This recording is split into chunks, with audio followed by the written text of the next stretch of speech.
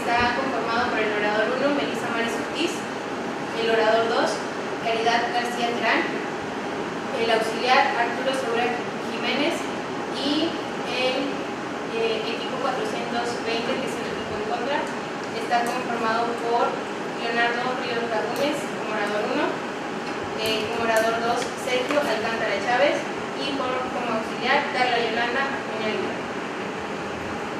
El dilema a debatir hoy es el dilema B. Quien aspira a una reelección debe solicitar licencia al cargo o puede al mismo tiempo ser funcionario y candidato.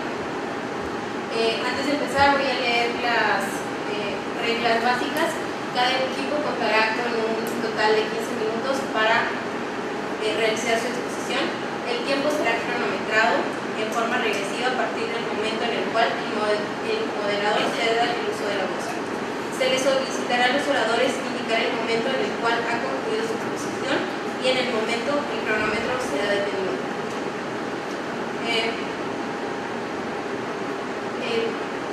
Los puntos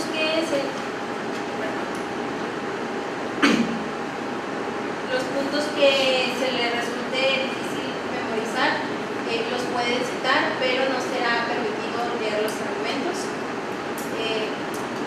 Al finalizar se hará una ronda de preguntas con la cual tienen 5 minutos. Les recuerdo que deben de tener sus celulares en silencio o en modo avión apagados de emergencia. ¿Están listos los equipos? Bueno, iniciamos. Por favor.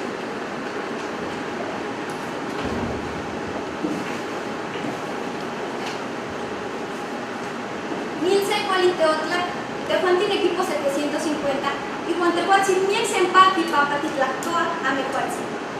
Buenos días, nosotros somos el equipo 750 y el día de hoy estamos muy alegres de poder dialogar con ustedes junto con nuestros compañeros del equipo 450. El día de hoy nos llama a este lugar la discusión de un dilema sumamente importante para el desarrollo de nuestra democracia, el cual es si un funcionario público que aspira a la reelección debe abandonar su cargo para poder realizar campaña política, y la respuesta es no.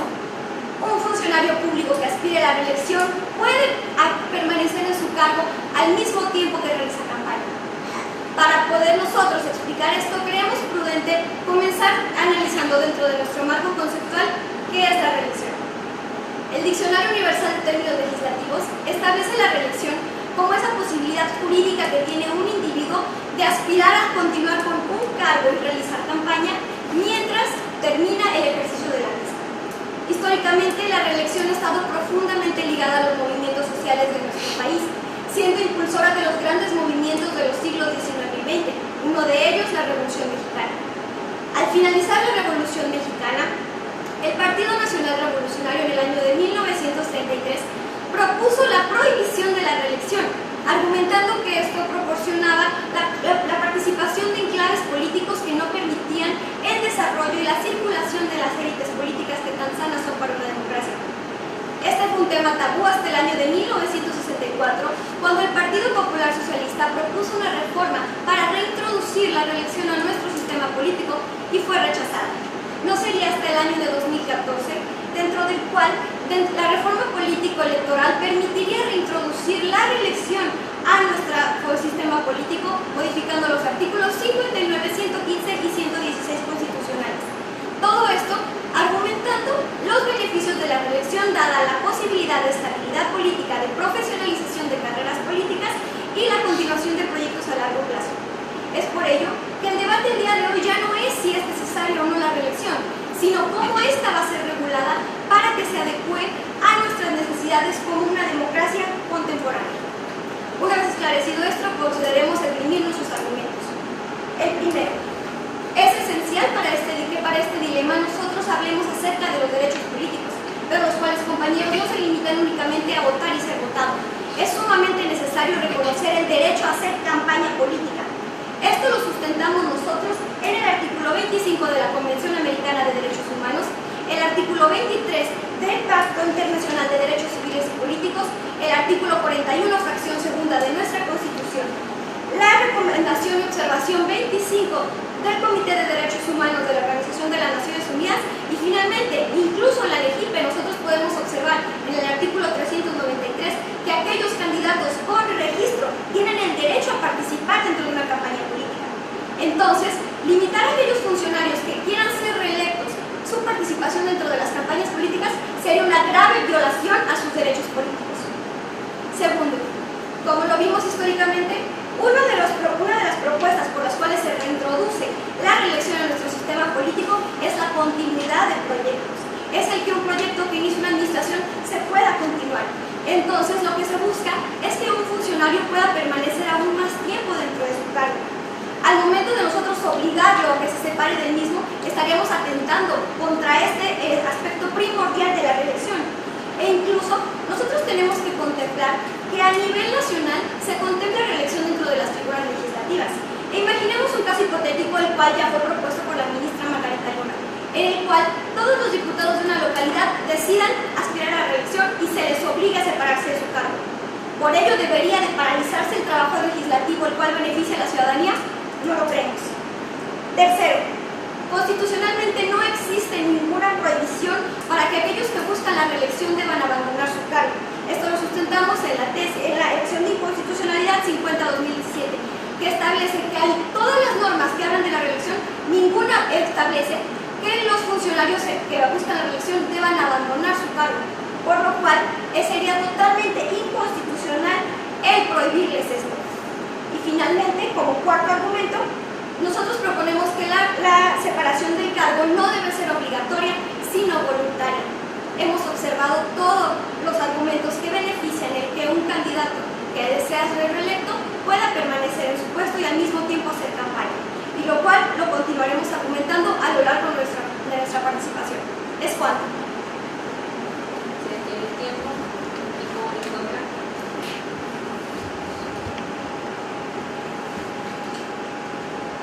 Saludamos afectuosamente al jurado calificador, a nuestros compañeros polemistas que amablemente nos acompañan el día de hoy y a todas las personas que amablemente se reúnen a escuchar el pensamiento de los jóvenes polemistas.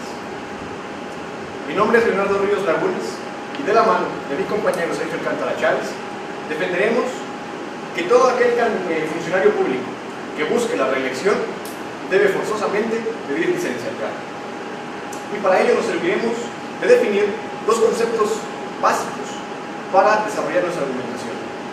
Primeramente deberíamos señalar qué entendemos por pedir licencia. Por pedir licencia entendemos la separación voluntaria del cargo por un periodo definido o indefinido con los fines que el funcionario busca. De igual manera, hay otro concepto central en nuestra argumentación, que es el concepto de equidad. ¿Y qué entendemos por equidad? De una manera muy simple, podríamos entenderlo como el tratar igual a los iguales y desigual a los desiguales. Y en el sentido de las confrontaciones electorales, habríamos de entender a la equidad como la obligación del Estado de garantizar pisos mínimos de equidad para que así todos los contendientes partan de condiciones de igualdad.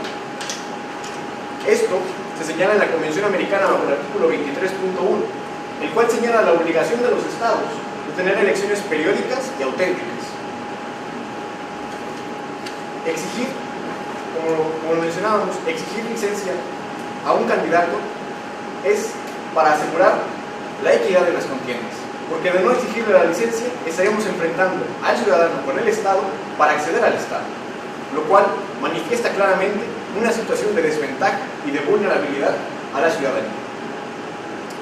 En concordancia, lo que estamos proponiendo es una limitación de derechos y como tal debemos atender a los criterios convencionales que se han desarrollado en el Sistema Interamericano de Derechos Humanos.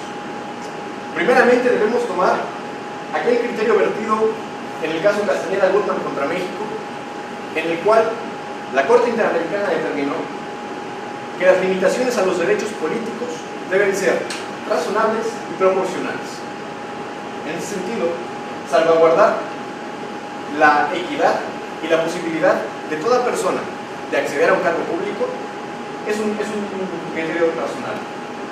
Ahora, si tomamos en cuenta para la cuestión de la proporcionalidad lo mencionado por la Comisión de Viena en el informe solicitado por la OEA en el año 2017, encontramos, primeramente, que el derecho a reelegirse no es un derecho humano, sino que deviene del derecho a la participación política y, por tanto, al ser un derecho político y no ser directamente un derecho como tal, se encuentra en un margen de discrecionalidad por parte de los estados mucho más amplio.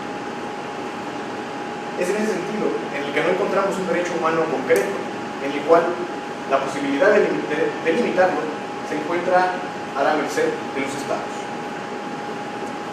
En el mismo sentido, el artículo 30 de la Convención Americana señala el alcance de las restricciones que va en concordancia con lo establecido en el caso Castañeda. En este artículo nos menciona que las restricciones a los derechos humanos deben ser o buscar, y me permito citarlo, razones de interés general.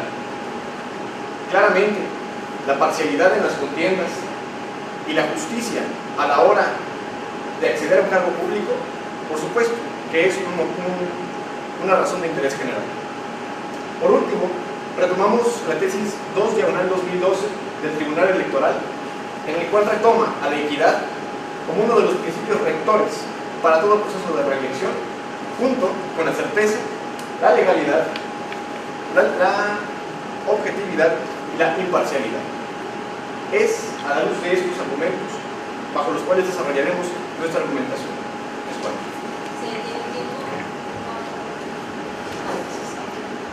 Compañero Leonardo, he escuchado detenidamente sus argumentos y creo que usted se centra en creer que se está rompiendo con la equidad de la contienda electoral en el caso de que el funcionario propia licencia.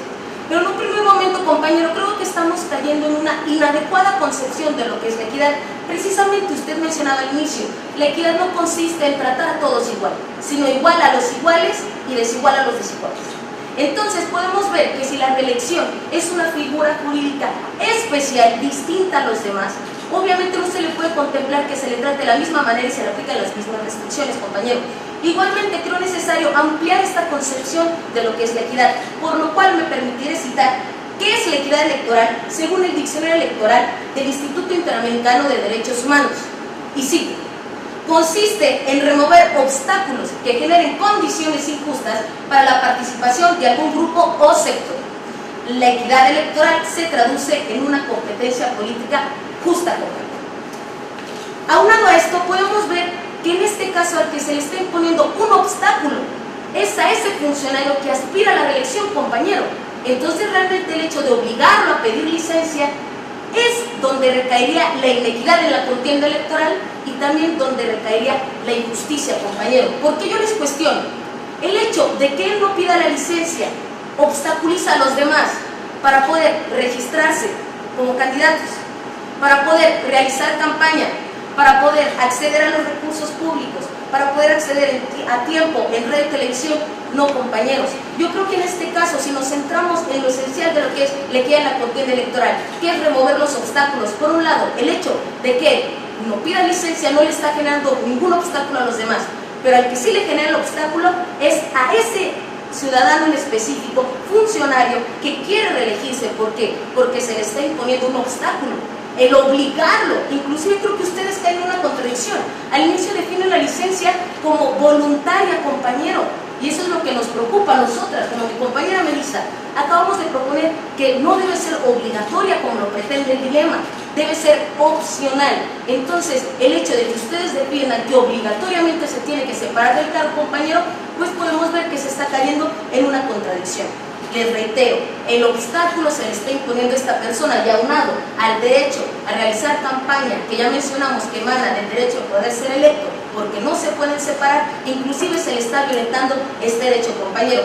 Igualmente estamos conscientes que una de las fuertes críticas, compañeros, hacia la reelección es que ese funcionario va a estar en cierta ventaja. ¿Qué pasaría con la rendición de cuentas? ¿Se estaría obstaculizada? Y desde este momento, compañeros, les podemos decir que no.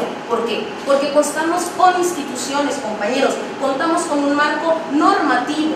Por ejemplo, tenemos el Instituto Nacional Electoral, que según el artículo 41, apartado B, inciso A, numeración sexta e inciso B de nuestra Constitución, así como el artículo 247 del Reglamento Fiscal del INE y el 80 de la Ley General de Partidos Políticos, podemos ver que esta institución está facultada para corroborar, comprobar, fiscalizar, investigar ingresos y egresos durante las campañas electorales, compañeros. En todo momento se está dando una fiscalización y en el momento de ser necesario se daría una sanción, porque al igual no solamente contamos con el instituto, también contamos con tribunales que realizan su labor. Para ello me permito citar el siguiente criterio.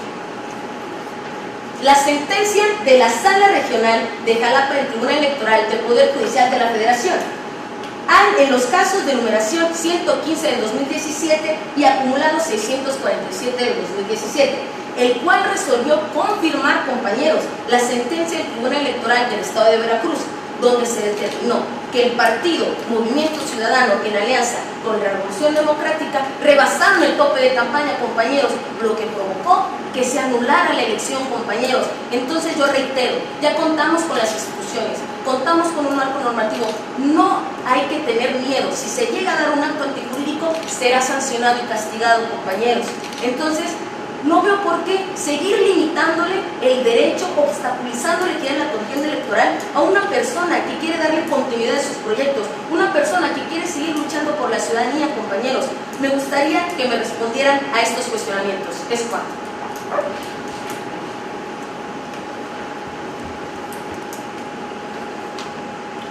Me permitiré en primer término contraargumentar las conjeturas que ha dado la parte contraria. En primer lugar, nos parece un tanto perverso en esta casa de debate que ustedes tergiversen precisamente el término que el diccionario lo está dando de manera fáctica, cuando nos dice una competencia política completamente injusta. En ese sentido, tenemos que decir que la injusticia se da precisamente en el hecho de que la persona que se va a reelegir no se separe del cargo, y habremos de argumentar respecto de ello.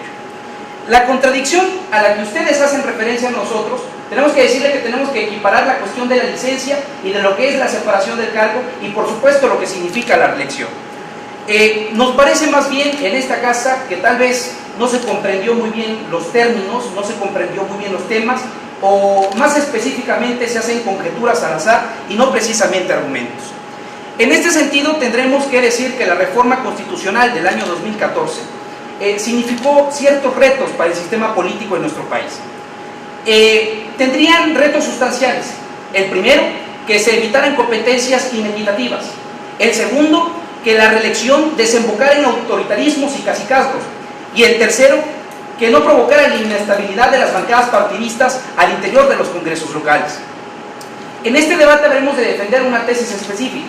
No habremos de partir del hecho de que la reelección sea un acto válido, porque la premisa nos permite decir que la reelección en efecto es un hecho válido. Sin embargo, habremos de decir que el proceso que permite la reelección en las consecuencias inequitativas transgrede derechos fundamentales de otras personas.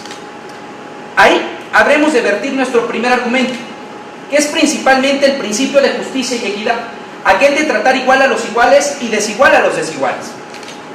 De acuerdo a lo que dice un amparo de la Suprema Corte de Justicia de la Nación respecto de un amparo tributario, ha dicho que no se puede tratar en razones análogas a una persona, ni mucho menos en condiciones desiguales, aquellas que han sido desiguales.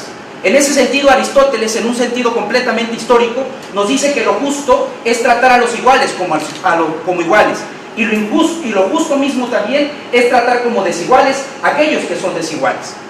En ese sentido, habríamos de precisar que la contienda electoral no parte nunca de condiciones completamente inequitativas.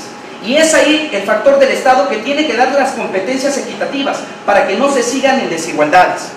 ¿Y en dónde recae la competencia inequitativa? En un primer momento, al obtener el poder punitivo del Estado, el funcionario que está en funciones y quiere ser reelecto. Es decir, él mantiene representatividad política, él toma decisiones que repercuten en las otras personas, maneja recursos públicos, pero sobre todo se expone también al escrutinio público, lo que le permite una condición completamente mediática que las otras personas no tienen y que entonces se encuentran en desigualdad de condiciones. Habremos de precisar también, en este sentido, que ninguno de estos puntos recae precisamente en aquella persona que no ostenta un cargo y quiere ejercer su derecho a que lo puedan elegir. Entonces nos encontramos en una evidente desigualdad y en una inequitatividad en la contienda.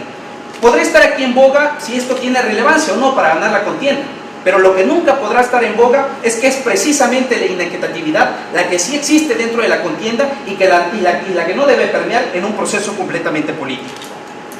Como segundo argumento, tendremos que decir que los derechos humanos son susceptibles de regulación. Con mayor razón, al ser precisamente la reelección no un derecho humano, sino en el transcurso convertido en un derecho político, a través precisamente de un derecho humano, es susceptible de mayor regulación, y esa regulación se da para salvaguardar un bien mayor, que es precisamente el de la equidad y la igualdad de la contienda. En este sentido, Giovanni Sartori, en la Ingeniería Constitucional, nos ha dicho que una de las principales funciones de las constituciones devienen precisamente no tan solo de salvaguardar los derechos o de exponerlos, sino más aún de ello, en organizar el poder punitivo del Estado, la estructura del gobierno. En ello, la Convención de Venecia nos hace una precisión completamente fáctica, al decir lo siguiente, y me permito citarlo: las instituciones no solo tutelan derechos, también señalan la forma de organización del poder público. Al señalar precisamente en el artículo número 35 de la Constitución Política de los Estados Unidos Mexicanos los derechos políticos, no se señalan ahí consagrados el derecho a la reelección, sino hasta el artículo número 59 y 115 de la Constitución, que otorgan la salvedad de la estructura del gobierno. Por tanto, quien pretende reelegirse no se encuentra en condiciones iguales, pero sobre todo, y con base a lo que estamos demostrando nosotros, no se encuentra precisamente consagrado en una cuestión de derechos, sino en aquello que refiere a la estructura del gobierno. ¿Es cuanto?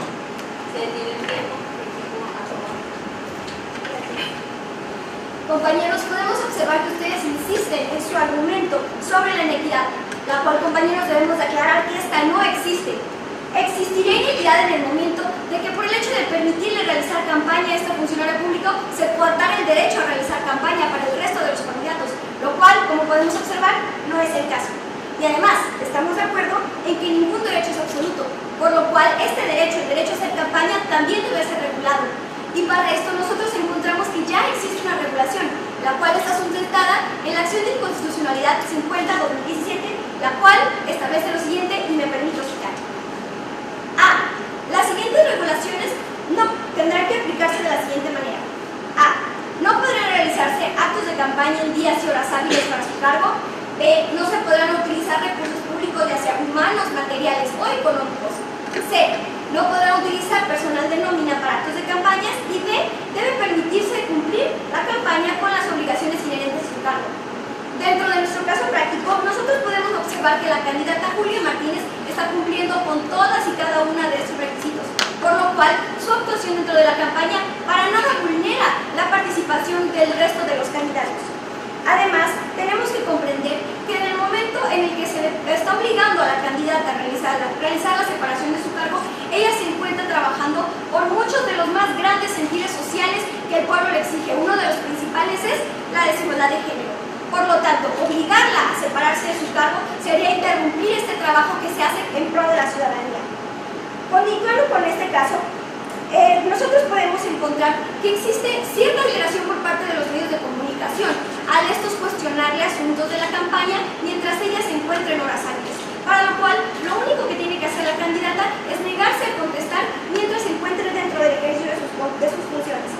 Y finalmente, compañeros, como ustedes lo mencionaron muy bien, Giovanni Sartori, uno de los padres de la ciencia política contemporánea, en una conferencia que presentó en la UNAM en el año de 2017, aclareció que precisamente en el campo de la democracia mexicana ya no podemos seguir funcionando en base a castigos, tenemos que empezar a trabajar en base a premios. Y la reelección, compañeros, es un premio.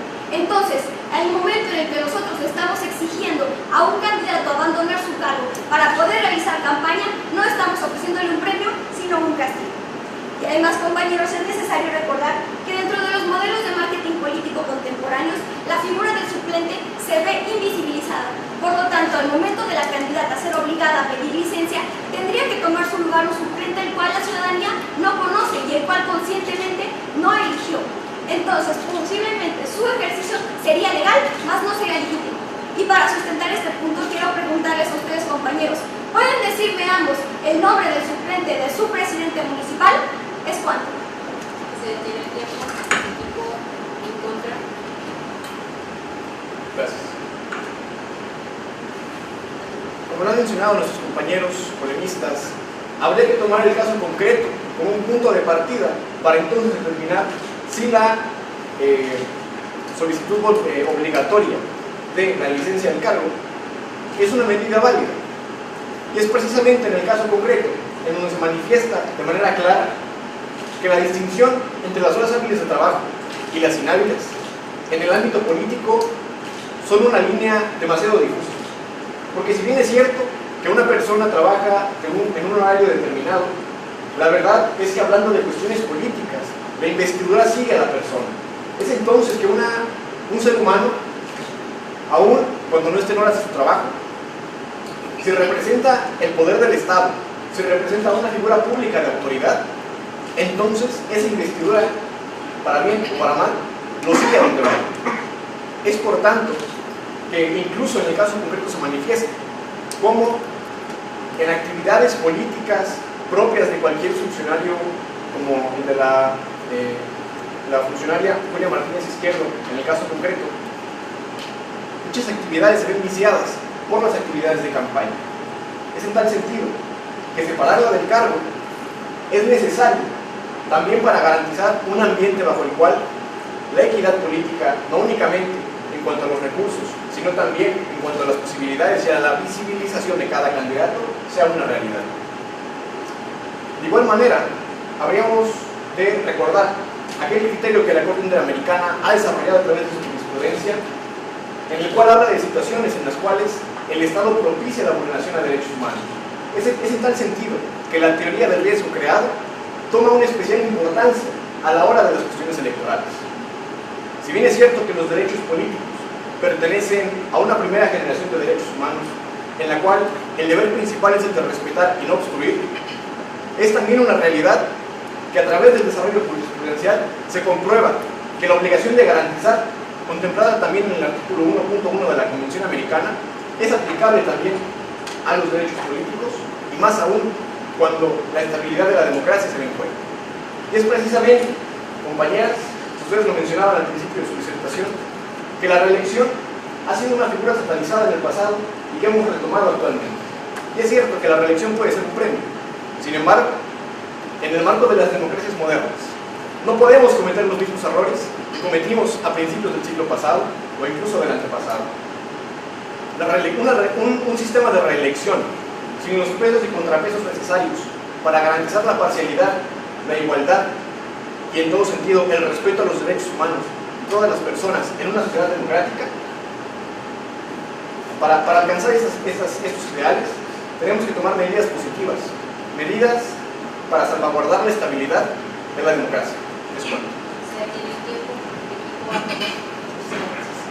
Bueno, compañeros, indudablemente fue un honor poder debatir con ustedes, poder contrastar nuestras ideas, pero yo creo necesario aquí hacer constar que el equipo 750 demostró que, número uno, no hay algo dentro de nuestra Constitución que especifique la obligación de separarse del cargo.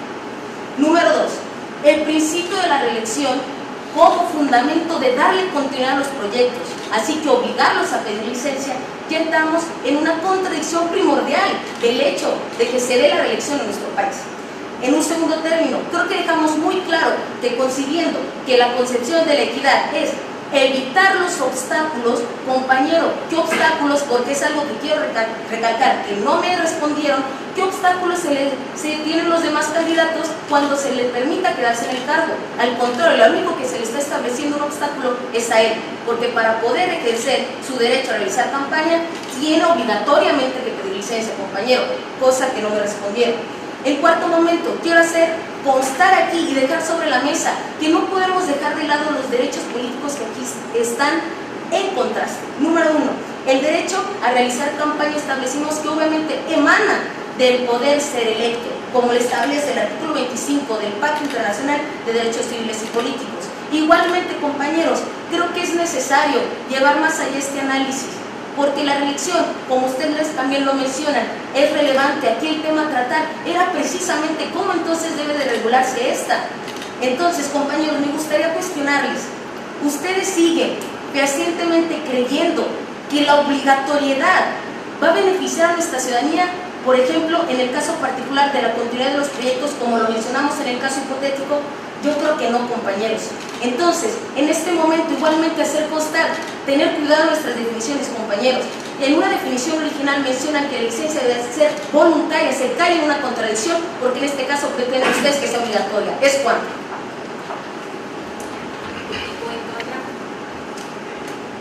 En primer lugar, habremos de refutar los argumentos, las conjeturas que ha dado la contraparte. En primer lugar, nos dice que lo único que tendría que hacer en el caso hipotético la candidata es negarse a contestar. Bueno, y entonces, ¿en dónde queda el derecho a petición y el derecho a la información?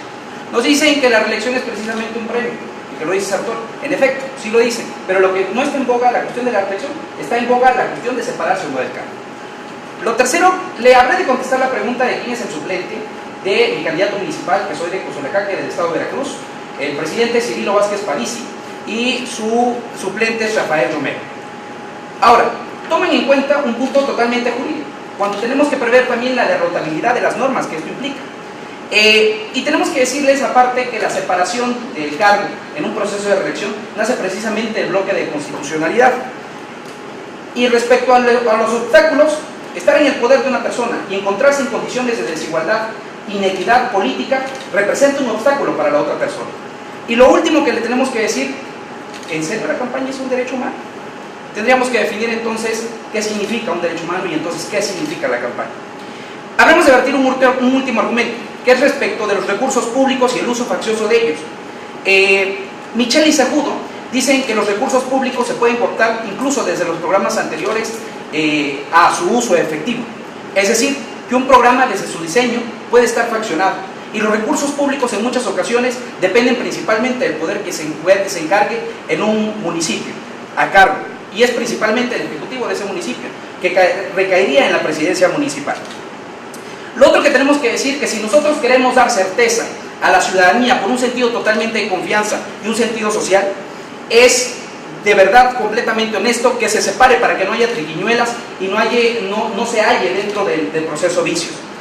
Y lo quinto, las restricciones y límites que debe de tener el proceso es principalmente un sentido que permea la libertad y deja fuera el autoritarismo. ¿Es cuanto?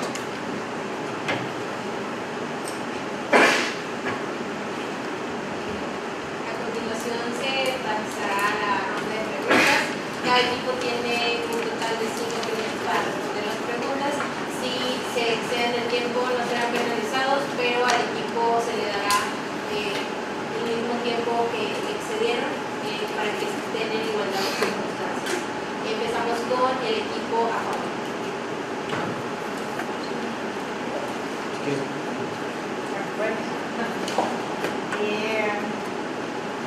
Felicidades a los equipos, ¿verdad?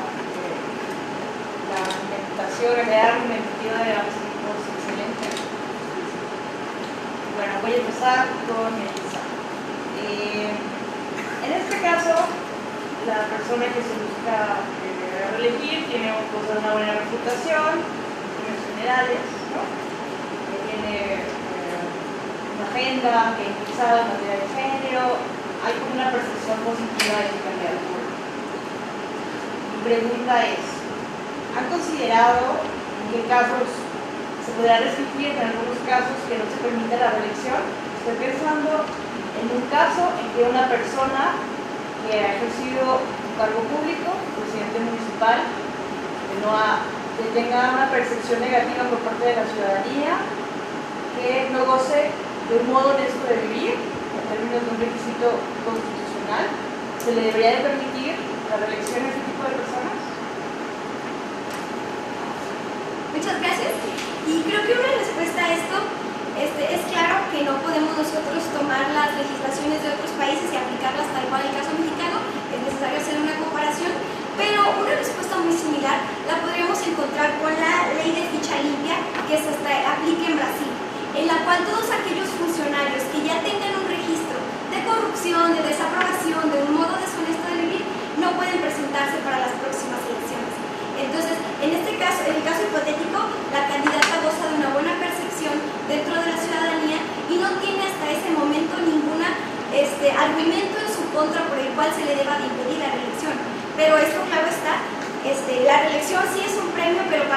que hayan desempeñado su encargo de acuerdo a cómo debe de ser. Entonces creemos que una solución posible sería esto, una adaptación de acuerdo a nuestras normas y de acuerdo a las necesidades de la nación mexicana de la ley de la ficha limpia, en las cuales si un candidato no tiene un registro correcto, no se le debe permitir la reelección. Muy bien. Ahora mi pregunta para Caridad García es: la reelección podría tener como límite, bueno, recordemos que también en 2014 se hace esta reforma en materia de paridad y es obligación ahora incluir mujeres de forma paritaria en las candidaturas. En el supuesto de que esté en juego en este caso es mujer, pero supongamos que es un hombre, ¿qué derecho debe prevalecer? El derecho de la mujer a integrar el ayuntamiento, a tener la candidatura, supongamos que son del mismo partido, de acuerdo al criterio de paridad, o el criterio de reelección es el que debería de prevalecer. Gracias. Entiendo, por ejemplo, en el caso concreto que se podría dar en congresos, por ejemplo, o sea, que se llegara a romper el principio con respecto a los otros candidatos, ¿verdad? Yo creo que en este caso, precisamente como vemos, siempre se tiene que dar una ponderación, siempre se tiene que considerar el caso concreto. En el hipotético que teníamos, como usted lo comenta, precisamente al ser una mujer, no estaba en duda este principio. Pero en estos aspectos, yo creo que como el principio de paridad se elevó a rango constitucional y realmente se le ha dado muchísimo peso a llegar a la igualdad sustantiva, sinceramente yo creo que el equipo 750 creemos que en ese caso concreto realmente se tendría que hacer un análisis de, en este momento se debería de ponderar, se debería de elevar el de la equidad, porque realmente estamos viendo que la mujer históricamente ha estado en una situación de vulnerabilidad, especialmente en el ámbito político. Entonces, si se llega a dar un caso hipotético en el que supongamos que todos los que quieren buscar la reelección son hombres y al hacer las cuestiones de la distritación y se ve que si todos ganaran se rompería el principio de la paridad, yo creo que sí se podría hacer ese ajuste de decir, ¿sabes qué?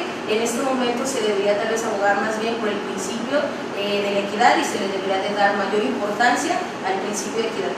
Muy bien, muchas gracias. Ok, inicio con Elisa. Yo justamente has citado la acción constitucional 50-20-17, donde justamente señalas que por ley hay algunos criterios orientadores, no reguladores, porque justamente la 32-20-17, 34-20-17, 35-20-17 hace una distinción donde justamente da libertad corporativa a los estados para que estos tengan la posibilidad de a su particularidad regular. ¿Qué opinas de un estado que regule justamente que sus alcaldes, cargos de ayuntamientos, no puedan, o más bien deban separarse de cargo? ¿Qué me puedes decir al respecto? Pues creo que dentro de esto, así como lo vemos incluso dentro de la reforma igual de 2014, constitucionalmente podemos observar que se da cierta libertad para que los estados, dentro de sus constituciones locales, establezcan cómo se va a regular precisamente, ¿no?, la reelección. Pero creo que dentro de esto sí es muy importante lo que argumentábamos al principio, el reconocer el derecho a hacer la campaña política. Y esto no lo vemos únicamente en el caso mexicano, sino igual lo podemos observar a nivel internacional. Incluso el año pasado, en 2017, se estableció que al candidato Lula da Silva se le debería permitir incluso realizar campaña a pesar de estar en la cárcel.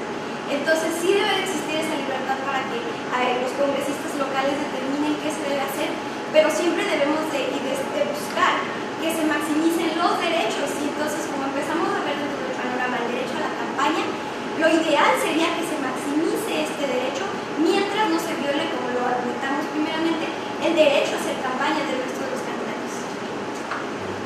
Ahora, en el caso de Caridad, uno de los problemas principales de la reelección, si bien sí tiene que ver con cuestiones de paridad, tiene que ver otras cuestiones, incluso hasta geográficas, ¿no?, la reelección de problemas operativos de la reelección, pero hay uno que es fundamental, y es el 134 constitucional, adelante, que tiene que ver con el uso de los recursos públicos. Curiosamente, recién estrenamos una ley que tiene que ver con propaganda gubernamental, es decir, regulaba una porción, pero no regulaba el uso de los recursos públicos. Seguimos pendientes en esa materia. Ahora, trasladando justamente esta circunstancia al ejemplo hipotético, ¿qué blindaje considerarías que deben de tener los servidores públicos que no se separen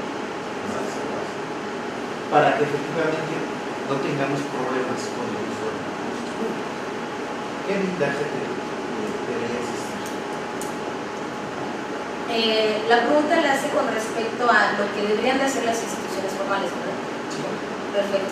Igualmente, por eso en mi contribución yo mencionaba que sí tenemos las instituciones, sí tenemos el marco, pero como todo es perfectible, sabemos que hay ciertas fallas. Entonces, realmente el blindaje, en el caso, por ejemplo, hipotético, que los medios de comunicación le cuestionaban a ella cosas de la campaña durante horario. Entonces, también estamos conscientes de que es algo delicado y en estos casos, saber que se tendría que estar regulando, fiscalizando, pero como el actuar de ella. Por ejemplo, si tenemos una entrevista con respecto a cuestiones de sus funciones. Señora Presidenta, el día de ayer hizo esta actividad en tal colonia, ¿nos puede hablar de eso? Sería con respecto a lo que ella hace como presidenta municipal. Pero supongamos que en esa entrevista, aparte le quieren decir, ay, por cierto, de su campaña, ella debería negarse, que era lo que nosotros decíamos, porque también ella pues no puede en todo momento evitar terceros que le pregunten cosas. Entonces supongamos que ella de todo no respondiera, obviamente se tendrá que contemplar esas sanciones de decir, a ver, ya se especificó que para no dar ventajas en tiempo, en medios, en cuanto te encuentres en tus acciones como presidenta, no cuando estés realizando campañas, no puedes responder cuestiones de tu campaña.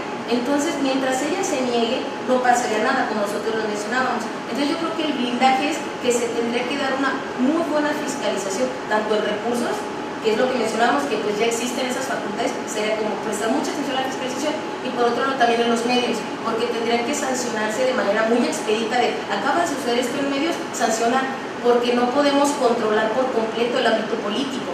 Si ella es consciente y responsable de no puede hablar de esto y remitirse, no pasaría nada, pero le repito, como son terceros, también tendría que estar la autoridad como muy al pendiente, y si ella inflige pues alguna de esas acciones, y a lo mejor hasta inconscientemente que se le olvidó de, ay, no podría hablar de esto en este momento, se tendrían que aplicar las sanciones precisamente para evitar las desventajas.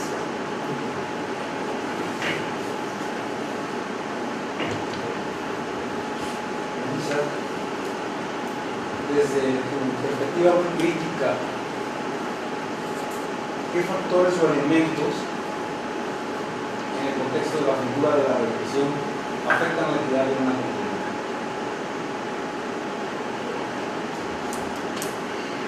Pues creo que lo que pudiera afectar a que una contienda en la reelección fuera un factor determinante para, en este caso, para aquel que se quiere reelegir frente a los otros, serían de hecho los argumentos que ya hemos rebatido. Tal vez primeramente la capacidad que él tendría para acceder a recursos públicos, pero que esto de todas maneras tiene una respuesta, se puede contrarrestar.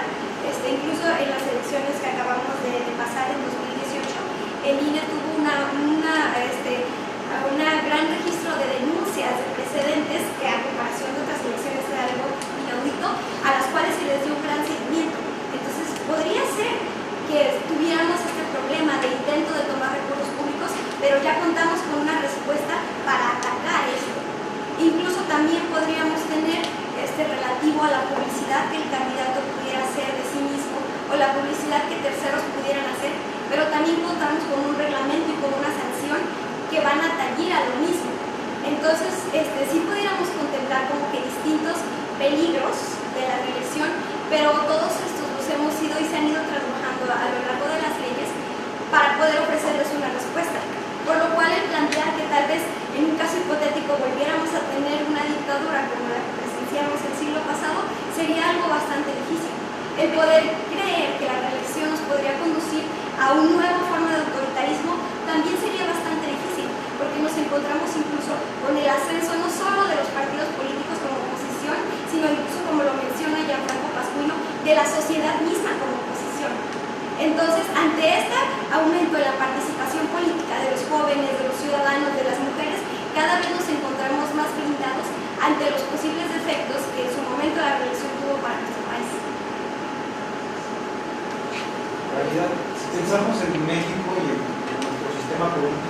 pero sobre todo me interesa nuestra cultura política. ¿Qué elementos del México contemporáneo te parece que permiten afianzar la figura de la reelección y por el contrario, qué elementos te parece que la socavan de alguna manera? Por un lado, dentro del aspecto de la cultura política, lo que puede beneficiar de cierto modo tenemos que verlo nuevamente desde la perspectiva histórica. Anteriormente, precisamente, se permitió, por ejemplo, que Porfirio Díaz estuviera 30 años en el poder, porque siento que los mexicanos tenían una cultura política parroquial, me parece que se llama Oliverro. Realmente éramos sumamente pasivos. Nada más que ahora, si vemos el desarrollo histórico, por ejemplo, con movimientos como Yo Soy el 132, los jóvenes cada vez están como interesados más en la política, las candidaturas independientes. Entonces yo siento que ese aspecto negativo que se tenía antes, que era como asumir de manera pasiva, no cuestionar, no argumentar en contra del sistema, ahora es algo que ya está sumamente cambiado. Entonces, si se tenía el miedo de es que él cuida la reelección, casi que va a hacer que él sea de nuevo el gobernante. No, porque realmente vemos que los jóvenes cada vez están cuestionando más. Un aspecto importante dentro de esto será, por ejemplo, la existencia de las redes sociales.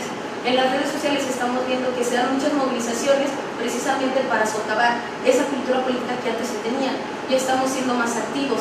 Algo que podría ser lo negativo en este aspecto, siento yo, de la reelección, tal vez es que las personas, ya hay el interés, pero que pueda haber una falta de que las personas corroboren la información. Porque no solo eso aplicaría en la reelección. Si vemos que constantemente al candidato se le puede estar atacando de no, es que él está accediendo a recursos públicos por su postura y que tal vez fuera inclusive mentira, si el ciudadano con la cultura que tenemos, que no es generalizada, pero sí hay mucha incidencia de no corroborar la información que está sobre todo en redes sociales, yo siento que ese aspecto de la cultura sí sería la negativa.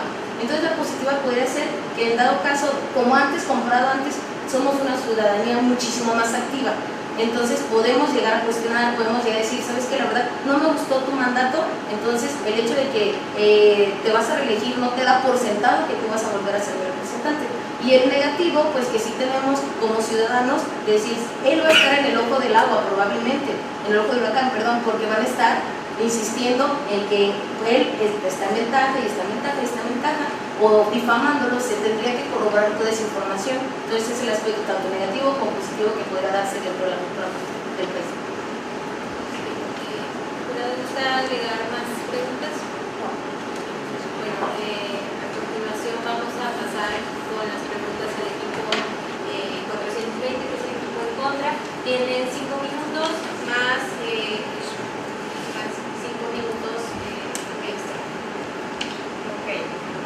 Leonardo Ruiz. Sí. La reelección se ha considerado por los teóricos como un mecanismo de rendición de cuentas. ¿Ustedes consideran que se debe de pedir que se separe el cargo?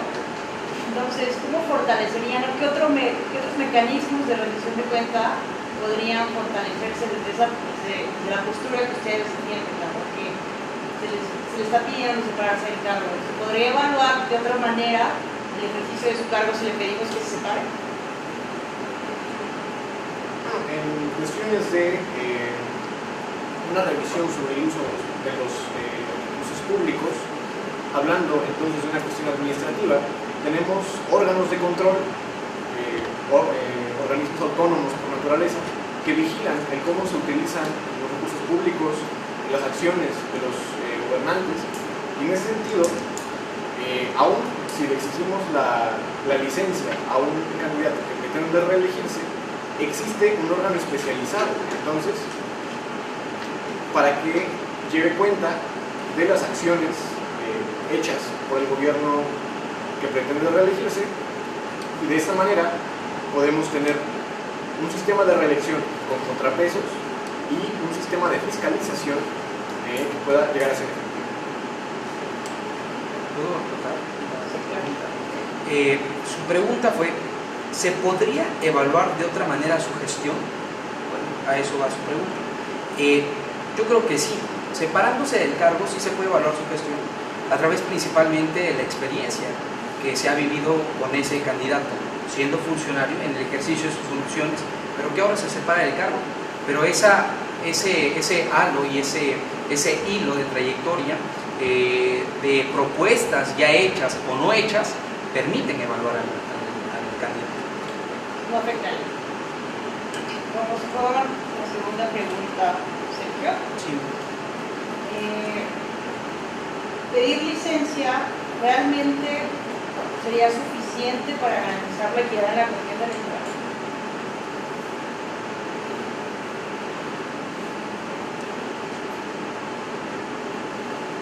El término de la suficiencia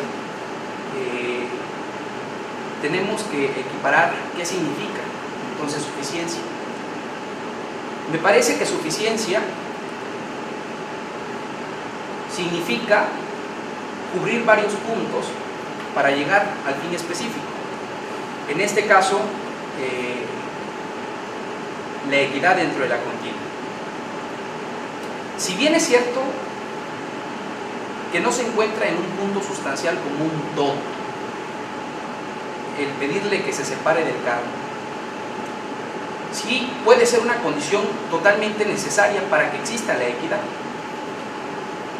Porque en el argumento de esta casa hemos vertido lo siguiente. Número uno, que encuentra el poder y la representación a través del Estado, que toma decisiones que inmiscuyen a grupos de interés, que se expone públicamente y por lo tanto le da una condición mediática. Todos estos parámetros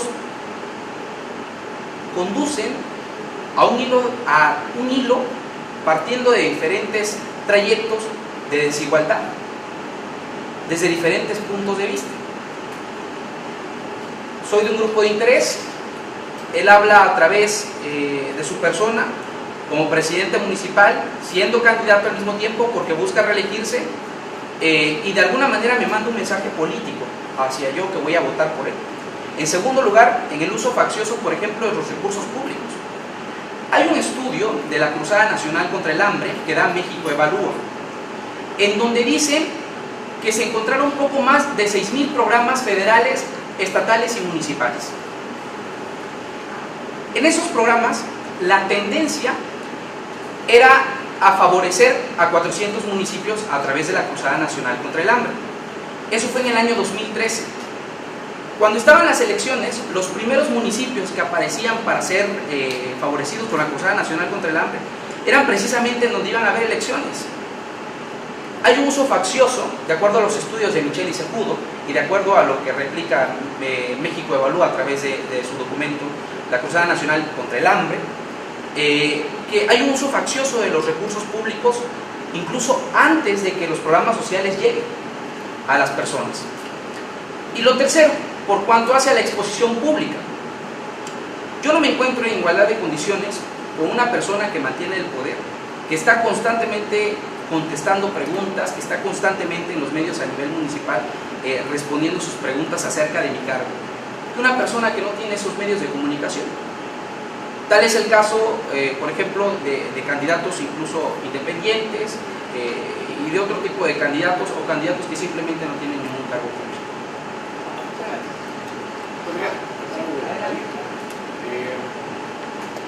La pregunta es si es suficiente. Vaya, en cuestiones específicamente entendiendo los derechos políticos como derechos humanos, los estados tienen que garantizar mínimos, pisos mínimos. En ese sentido, aunque también existe el principio de progresividad, las obligaciones inmediatas son evitar desventajas o evitar cuestiones que puedan llevar a un proceso a todas luces desproporcionado en cuanto a las posibilidades de cada candidato.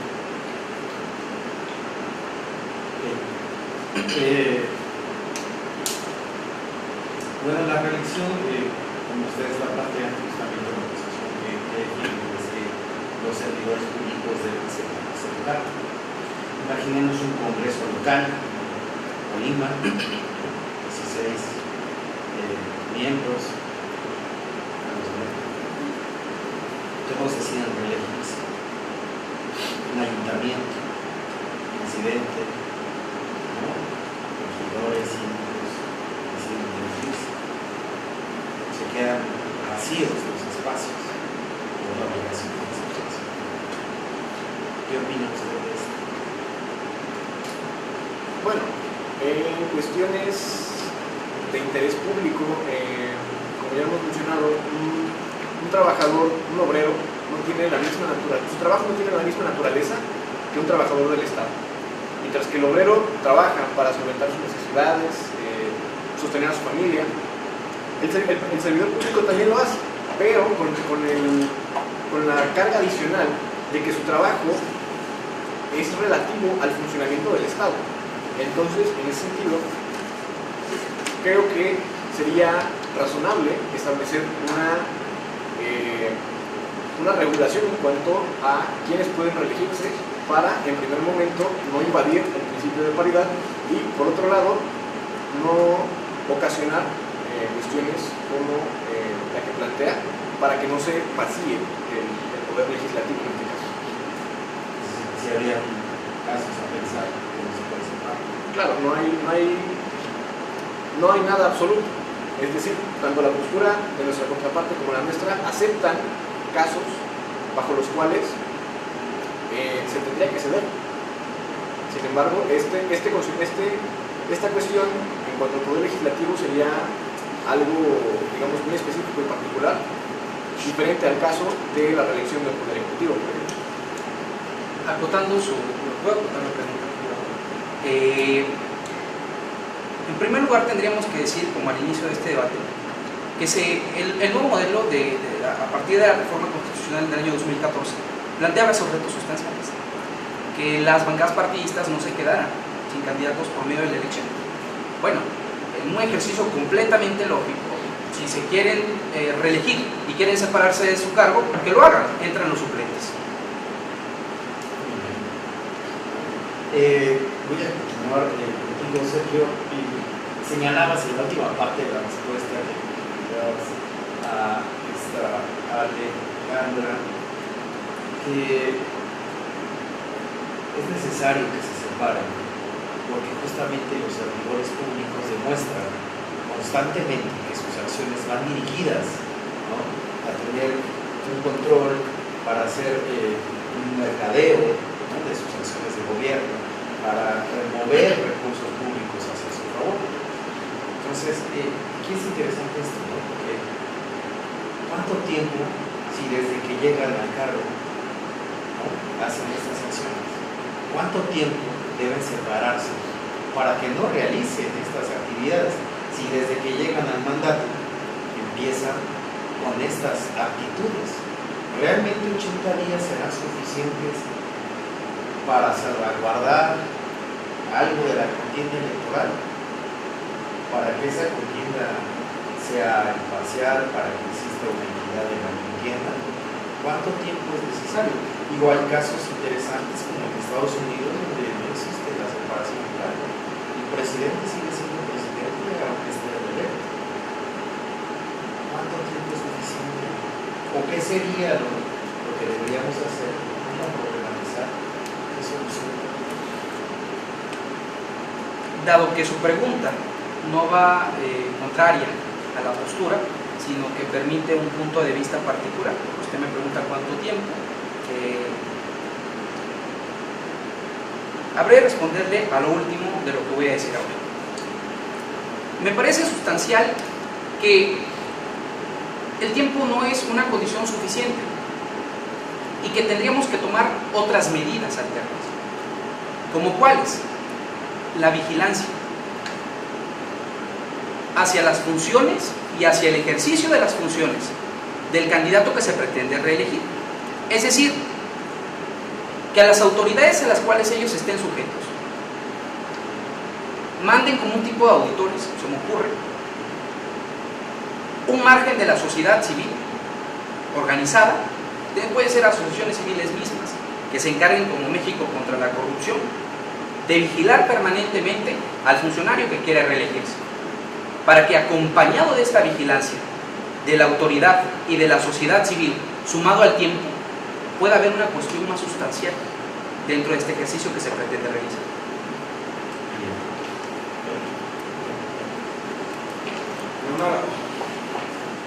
hacías una afirmación muy interesante que tiene que ver con la separación entre lo público y lo privado, cuando decías que la investidura de la persona no se separa de ella cuando sale de sus horas hábiles de trabajo, por decirlo de alguna manera. Entonces la pregunta capciosa y muy simple es, entonces si asumimos que una persona que está en un cargo público, como el presidente municipal en este caso, que ha definido y elegido a un grupo de personas para que le acompañen en la gestión, si suponemos que esta persona que encabeza esa administración se va de este cargo de gobierno, inherentemente o de facto se generan condiciones de equidad, considerando las relaciones que tienen con el equipo que se queda todavía en gestión. La cuestión de la equidad en cuanto al proceso de reelección es una cuestión encaminada a evitar, de cierta manera, el uso de las funciones oficiales o el uso de las actividades propias del gobernante a favor de la candidatura. Algo que viene cierto es que, pues bueno, una figura pública será figura pública hasta que algo lo cambie. En ese sentido, si ya ha tenido una exposición, lo menos que podemos hacer es evitar que el cargo mediante el cual tuvo la exposición pueda generar un vacío o una oportunidad para el uso, en este caso, un uso del poder no encaminado al servicio público, sino al beneficio político en relación a la campaña. Aparte, existe un cabildo, es decir, se queda el equipo del presidente, pero el cabildo está conformado eficientemente por medio de diferentes autoridades. Tú cerraste tu intervención de conclusiones hablando de autoritarismo. ¿Podrías profundizar un poco más al respecto? Claro.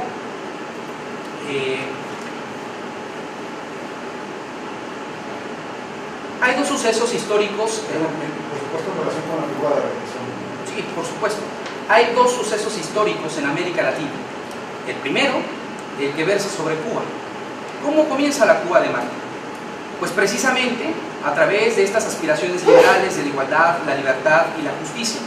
Sin embargo, después de este antecedente completamente histórico, se transforma totalmente en un autoritarismo, en el sentido en que eligen un hombre. Este hombre decae en precisiones totalmente...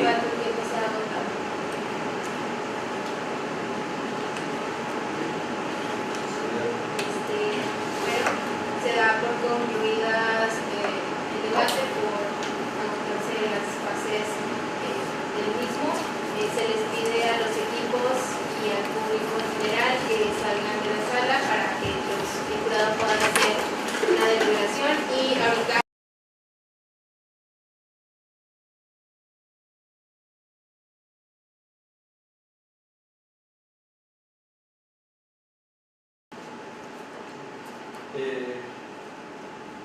nada más comentarles que los felicito mucho, me ha gustado bastante, me han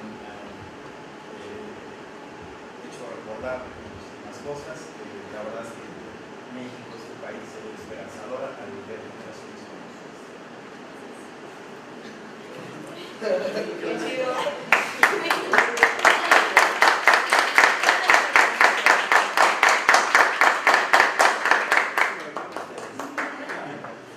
coincido con Alexander, los felicito porque son jóvenes muy entusiastas y noto la preparación y veo el camino de aquí en adelante de ustedes de mucho éxito.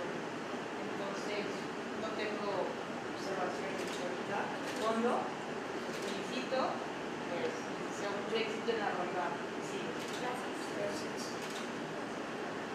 Bueno, creo que coincido con mis compañeros en que estamos frente a muy buenos comunicadores, excelentes expositores, tienen que seguir desarrollándose. O sea, una obligación que uno tiene cuando tiene un nivel mínimo de conocimiento es asumir responsabilidades. Ustedes están trabajando con la cuestión política y pública, entonces el realidad me compro lo que dice Alexander respecto a que es una esperanza de México. Y no de México futuro, o sea, de México contemporáneo, que es donde necesitamos en estos momentos muchas voces que se hagan escuchar, gente que se organice, que sea capaz de impulsar transformaciones a diferentes niveles, ¿no? Y si ustedes son líderes en sus espacios, pues hay que asumir esa responsabilidad. Me parece que tienen como muchas tablas para hacer muchas cuestiones que ustedes consideren interesantes para ustedes, para sus universidades, para las comunidades con las que habitan y conviven. Entonces, en serio, los invitamos cuando uno ya caminó alguna trayectoria y se sigue topando en el camino con jóvenes que están motivados, que se nota, que se ve que saben, que inclusive tienen un nivel de preparación que uno se da cuenta que sobrepasa a veces a muchas personas con las que uno se topa en el camino profesional. Pues lo único que queda es exhortarlos a que continúen por ese camino y a que construyan. La cuestión de forma ya no tiene que ver, ahora vayan al fondo en serio con sus profesionales.